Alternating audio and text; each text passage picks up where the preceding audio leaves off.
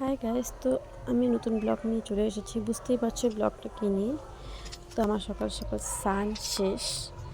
তো আমি এখন যাবো মেয়ের স্কুলে, যেহেতু আমার মেয়ের স্কুলে রবীন্দ্র জয়ন্তী আছে। তো দেখতে থাকো ব্লগ। স্কুলে আজকে রবীন্দ্র জয়ন্তী আছে, যাবো না? তুমি সকাল সকাল দেখতে চলে আসলে মেয়ে কি করো একদিন তুমি? লাল টিপ কোথায় পেলে তুমি? কোথায় পেলে এটা? লাল টিপ বাচ্চাদের পড়তে হয় না কেন? কেন? তুমি ছোট যে তাই, বড়রা পড়ে লাল টিপ। কাজলের টিপ, কালো টিপ না কেন পরে হয় না?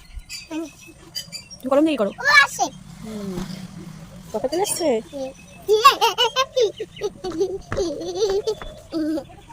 বাবা খুচুরি খুচুরি নিয়ে আসো, খুচুরি বাবা। আমরা রেডি হয়ে গেছি স্কুল যাওয়ার জন্য। টাইম এখন 8:30। তো আজকে সকাল সকাল স্কুলে যাচ্ছি। তারপর আমরা ওয়েট করছি গাড়ির জন্য। আর সামনে এখানে কতগুলো হলুদ কালারের ফুল ফুটেছিল, খুব সুন্দর লাগছিল দেখতে। তো আমরা টোটো পেয়ে গেছি, তো আমরা টোটোতে উঠে পড়েছি। আমরা চলে এসেছি স্কুলে। রবীন্দ্র জয়ন্তী, যেহেতু রবীন্দ্র ঠাকুরের ফটোর সামনেটা খুব সুন্দরভাবে সাজানো হচ্ছে, এখনও কমপ্লিট হয়নি। তারপর ম্যাডাম এসে সাজিয়ে দিয়েছে সম্পূর্ণটা। তারপর সব বাচ্চাদেরকে দিয়ে ফুল দিয়ে প্রণাম করালো, সেটা আমরাও করেছি সবাই। অবশ্যই সবাই আমরা শ্রদ্ধা করি রবীন্দ্রনাথ ঠাকুরকে। তারপর আমার মেয়েকে দিয়েও ফুল দিয়ে প্রণাম করালো, সে প্রণাম করলো। তারপরে এক এক করে সবাই প্রণাম করলো, সব বাচ্চারা, সব স্টুডেন্টরা। যেহেতু খুব কম স্টুডেন্ট স্কুলে এসেছে, দূরে ছিল যারা, তারা আসতে পারেনি। আজকে স্কুলে গাড়ি বের হয়নি তাই। আর আমি তো আমার মেয়েকে নিয়ে আসি প্রতিদিন। এটা ম্যাডামের ছেলে ছিল, এটা ম্যাডামের ছেলে।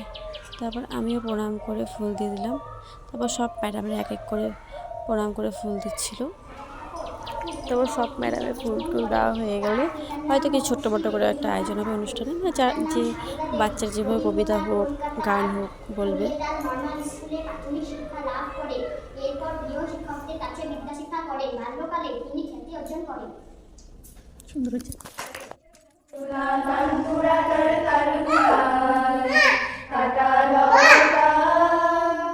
তো টাটা গাইস, আবার দেখা হচ্ছে নেক্সট ব্লগে। আমরা বাড়ি চলে এসেছি। টাটা।